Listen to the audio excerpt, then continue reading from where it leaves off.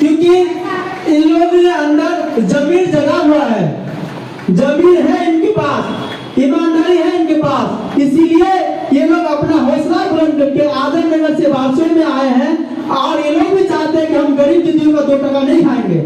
हम अगर सरकार का काम करते हैं तो सरकार से लेंगे, सरकार को देना पड़ेगा क्योंकि हम सरकार का काम करते हैं। तो आज हमारे बीच आजम नगर से आए हुए हैं प्रखंड अध्यक्ष लक्ष्मी सिन्हा दीदी, 2 बात रखेंगे। इस दीदी के लिए जोरदार ताली हो जाए। सबसे पहले सभी दीदी और भैया को प्रणाम। साथ में संगीता दीदी का भी प्रणाम। मैं ये कहना चाहती हूँ कि मैं आजम नगर से सभी अध्यक्षता के रूप में हमको सबको भेजा गया कि दीदी आप जाइए बारसोई में जिलाध्यक्ष का मनोबल बढ़ाइए कि क्या मतलब क्या क्या हो रहा है हड़ताल में, थोड़ा सा देख करके भी आप लोग आइए। तो ठीक है। तो यहाँ पर जैसे आप लोग को जैसे देख रहे हैं कि इतना उत्साह के साथ सब कोई आए हुए हैं और हम लोग का भी उत्साह बढ़ा रहे हैं कि नहीं हड़ताल है तो हम लोग जिंदा हैं। जैसे कि मतलब कोई होता है ना कि जब तक सोए रहेंगे तो कोई जगाने वाला भी नहीं रहेगा, और अगर हम लोग जाग के रहेंगे तो ही हम लोग को सफलता मिलेगा। अगर हम लोग दीदी को सही रूप से जानकारी अगर हम लोग देंगे ही नहीं तो दीदी लोग भी नहीं जागेगी।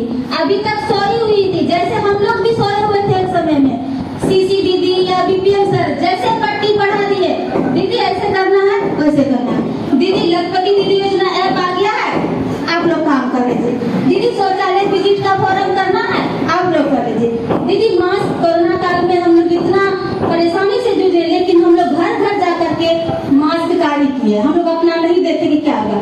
और उसके बदला में हम लोग को कोई भी सैलरी कोई भी इज्जत नहीं। रास्ते में अगर कोई दीदी लोग कोई देखता है तो वो देखिए 10 टकिया ग्रुप वाली आ रही है, इतना पहचान है हम लोग का।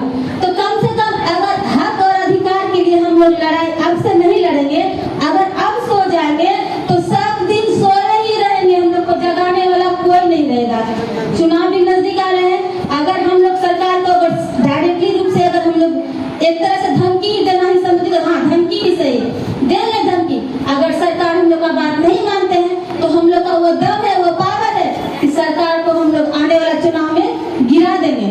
और ये हम अपना स्तर से हम लोग अपना भीओ का मीटिंग मतलब सभी दीदी का रखवाए गए थे, तो सब दीदी में हम लोग जानकारी दिए कि देखिए दीदी 400 रुपया पहले से जी से लेना होगा तो क्या आप लोग दे पाइएगा, क्या आप लोग डेवलप किए हैं? तो नहीं दीदी, बहुत दीदी का ऐसा है कि ऋण लेकर के बैठ गई है, धीरे धीरे ही 1500 इस तरह से करके ऋण चुकौती करती, लेकिन बैंक वाला क्या करता है अपना सिस्टम के हिसाब से काट लेते हैं।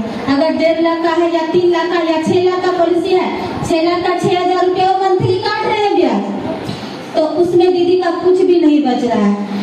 तो इसीलिए दीदी लोग को हमारा यही मैसेज है कि दीदी अभी आप लोग जागिए और तभी हम लोग को सफलता मिलेगा। और हम लोग हड़ताल में डटे हैं और आगे भी डटे रहेंगे। और सभी दीदी को मेरा धन्यवाद।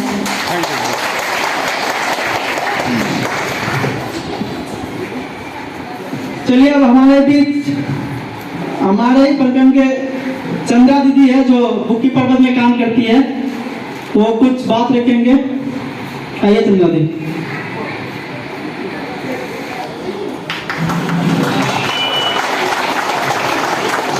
हमारे चंदा दी जो है शुरू से लेकर आखिर तक 2022 में भी हम लोग एक लड़ाई लड़े थे, जो यहाँ पर केदारों को बहुत शोषण किया जा रहा था, उसके विरुद्ध चंदा दीदी शुरू से लेकर आखिर तक डटे हुए हैं। क्या इसको काम से हटा दिया गया? क्या हटा पाएगा? क्या स्टाफ का कोई पावर है? दीदी के पास पावर है, इनका इसको पता है हर चीज, इसीलिए हम लोगों को जानकारी बहुत जरूरी है। चलिए चंदा दीदी के लिए एक जोरदार ताली हो जाए। सभी दीदी एवं भैया को मेरा प्रणाम, नमस्कार, और संगीता दीदी को भी मेरा नमस्कार। और मैं चंद्रा दास बारसोई प्रखंड के खिदिरपुर गांव के रहने वाली हूं, और मैं शुरुआत में समूह में सीएम पद में आई थी। जो जब हम लोग शुरुआत में सीएम पद में आ रहे थे तो ऑफिस से स्टाफ लोग आके, तो हम छोटा मोटा बिजनेस कर रहे थे गाँव में, तो वो लोग आके हमको समझाए, दीदी आपके लिए ये परियोजना आया हुआ है, आप लोग करिए। हमको तो पहले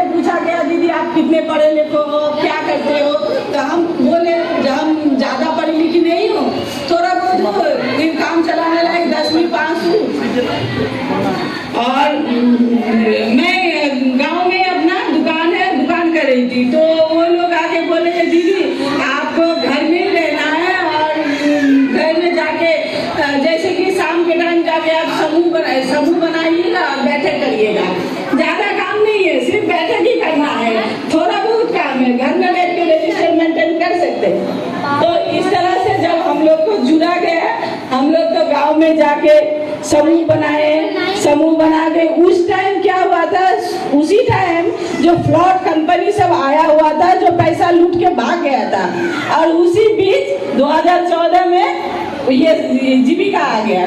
तो उस टाइम हम लोगों के लिए बहुत टफ हुआ था समूह में दीदी को जोड़ना। तो जब हम लोग गांव में दीदी के घर में जाते थे तो दीदी बोल रहे, दीदी अभी अभी तो ये फ्लॉट कंपनी से पैसा लूट के गया, फिर आप आए हो, फिर क्या होगा जब ये भी पैसा लेके चले जाएगा। तो हम लोग बोले, देखिए दीदी, जो ये आप ही लोगों के पास रखा रहेगा पैसा, कोई टेंशन की बात नहीं। तो इस तरह से हम लोग एक ही महीने में 14 ग्रुप जुड़े थे, पहले तो 12 जुड़े थे, फिर बाद में 2 जुड़े।